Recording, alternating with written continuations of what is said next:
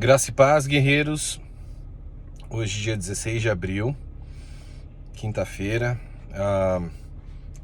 e eu tenho uma mensagem para vocês do Espírito Santo. Mais uma vez, eu não sei vocês como é que vocês estão no seu relacionamento com Deus, mas é interessante que nesse momento de quarentena, para mim pelo menos, Deus tem me trazido assim pelo menos uma mensagem por semana. E antigamente, antes disso acontecer, eu tinha que ficar muito tempo em oração para poder ter algum tipo de revelação, alguma mensagem de Deus. Hoje em dia, ele já me pega de surpresa. Ele me pega quando eu tô brincando com os meus filhos, quando eu tô conversando com a minha esposa, quando eu tô jantando, ou seja, não tem mais... não existe mais um protocolo específico, pelo menos comigo, na minha dinâmica com Deus hoje em dia, para que eu receba algumas mensagens do Espírito Santo. E a mensagem que ele me deu para essa semana, para passar para vocês, é que ele quer que o povo dele saia dessa crise, saia dessa quarentena como um exército pronto para a batalha. Como assim? Obviamente que isso envolve muito forte o lado espiritual, então a gente tem que, nesse período, tá afiando a nossa espada, tá estudando a palavra, se possível jejuar alguns dias, né? Estar constantemente em oração, para que o teu espírito saia muito mais forte dessa crise do que da maneira com que ele entrou nessa crise. Esse é um ponto de suma importância, mas não é só no espírito, tá? É também na alma e é também no corpo. Deus também se preocupa com a nossa alimentação, ele se preocupa com a nossa atividade física, porque muita gente está parado. Eu mesmo parei de fazer academia, ir na academia agora nesse período, porque está tudo fechado, e não estou conseguindo fazer os exercícios que eu deveria estar fazendo em casa, porque é bem mais complicado de fazer em casa. Mas ele me atentou para isso ontem, de que a gente não deve deixar o nosso corpo também de lado nessa quarentena. A gente tem que se focar no espiritual, mas também no físico, porque senão você vai sair dessa quarentena com o espírito a todo vapor, mas o teu corpo não vai te acompanhar. Então o corpo precisa acompanhar também. Então essa também é uma dica que o Espírito Santo me deu. Ele quer que o corpo de Cristo, que o exército dele, que o povo dele saia realmente como um exército. O exército, o que ele faz antes da luta? Ele treina, ele se prepara, né? Ele é disciplinado, ele tem foco, ele tem um plano, uma estratégia, ele tem um plano. Então, esse período agora que a igreja está, digamos assim, hibernando, ele quer isso de nós. Ele quer uma unidade no corpo também. Ele não quer divisões mais, ele quer uma unidade, porque um corpo dividido, uma casa dividida não prospera. Então, igrejas exclusivistas vão cada vez mais perder espaço, né, para o reino de Deus, porque o reino de Deus ele cresce em unidade, né? Na oração sacerdotal de Cristo ele diz o quê? Ele ora para que Deus una os filhos dele, assim como ele e o Pai são um, né? Então assim, a unidade no reino ela é muito importante. Isso não é ecumenismo, ecumenismo é uma outra coisa. A unidade no corpo de Cristo é uma unidade espiritual, é uma unidade de propósito para avançar o reino de Deus. Agora tem mais uma coisa, gente. Além disso, dois outros pontos bastante importantes. Primeiro, Deus, o que ele está fazendo também? Ele está apagando o cinza. Eu não sei se vocês já notaram, mas o cinza, aquele em cima do muro,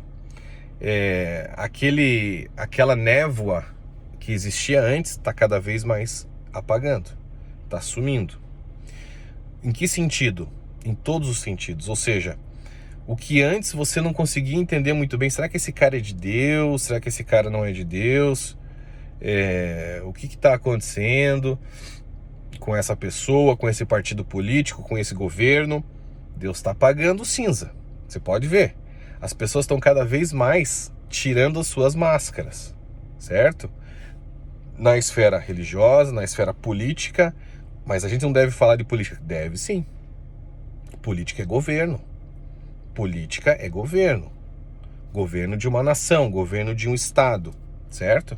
Governo de uma cidade. A gente tem que saber quem é que está no controle do governo do nosso país, do nosso estado, da nossa cidade. Porque isso é totalmente necessário para que a gente possa entender o tipo de influência que está sobre esse país, que está sobre esse estado, que está sobre essa cidade. Então, assim, a gente está vendo agora pessoas, vamos falar abertamente, de esquerda e de direita, se dividindo. A polarização, por um lado, ela é positiva, porque você consegue ver. Peraí, quem é que é a favor do aborto? Quem é que é a favor do assassinato de bebês? Porque isso é um assassinato, né? Na verdade, o que acontece no aborto, eu não vou me delongar muito aqui, mas é um sacrifício humano dentro do útero de uma mulher. É isso que acontece. Então, antigamente existiam o quê? Existiam os altares a Moloque, onde o povo pagão da época sacrificava bebês naquele altar, para todo mundo ver, para esse espírito demoníaco chamado Moloque. Hoje em dia não. Hoje em dia o sacrifício, ele é dentro do útero. Mas da mesma maneira, sabendo ou não essa mulher do que ela está fazendo, ela está sacrificando esse bebê para esse espírito demoníaco Moloque, porque é ele que recebe esse sacrifício, tá? Então, assim, quem é que é a favor disso? Quem é que é contra isso? Eu não estou dizendo que essas pessoas, muitas vezes, elas não estão conscientemente sabendo que elas são a favor disso. Muitas vezes elas não estão conscientes, né? Elas não sabem. Estão sendo manipuladas através de um jogo espiritual, através de um jogo político. Elas não sabem. Agora, muitas outras sabem, fazem conscientes. Então, assim, o que está acontecendo agora? A gente está vendo a gente está conseguindo enxergar muito bem quem é que está de um lado, quem é que está do outro lado dessa guerra, tá? As pessoas estão tomando partido, estão se separando. Uma está indo para um lado, outra está indo para outro, e as coisas estão ficando cada vez mais claras, ok?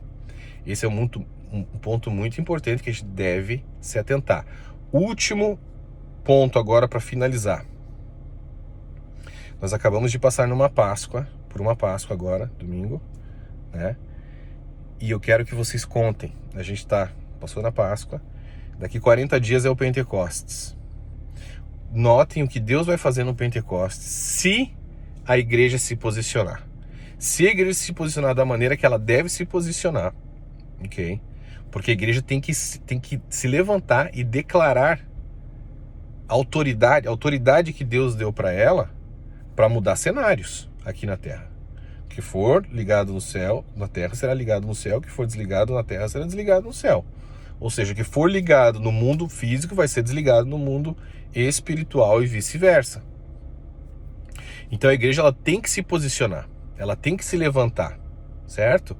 Em autoridade, para poder fazer com que o que vai acontecer daqui 40 dias no Pentecostes é realmente um grande derramamento no Espírito Santo no mundo todo. E aí a gente vai começar a ver um grande reavivamento. Mas para isso a igreja precisa se posicionar. A gente não pode perder essa janela que Deus está dando para nós agora. Entendeu, gente? Então são esses 3 pontos que eu queria trazer para vocês. Espero que seja de edificação, que sirva de edificação para vocês. Se atentem com relação a isso. Escutem a voz do Espírito Santo, tá? E coloquem isso em prática. Levantem a autoridade, ok? Porque é essa autoridade que Deus deu para nós, que Deus deu para vocês, que Ele quer que a gente use agora. Ele não está numa missão de resgate, onde Ele vai salvar a gente todas as vezes que a gente precisar, não. Ele quer que a gente amadureça e se levante como um reino, como um exército do reino, para poder então avançar a agenda do reino de Deus contra o reino das trevas. Tá bom, gente? É isso que eu queria trazer para vocês. Que vocês fiquem na paz, que cede todo o entendimento no meio dessa tribulação e que após isso você se levante como um guerreiro forjado no fogo, em nome de Jesus.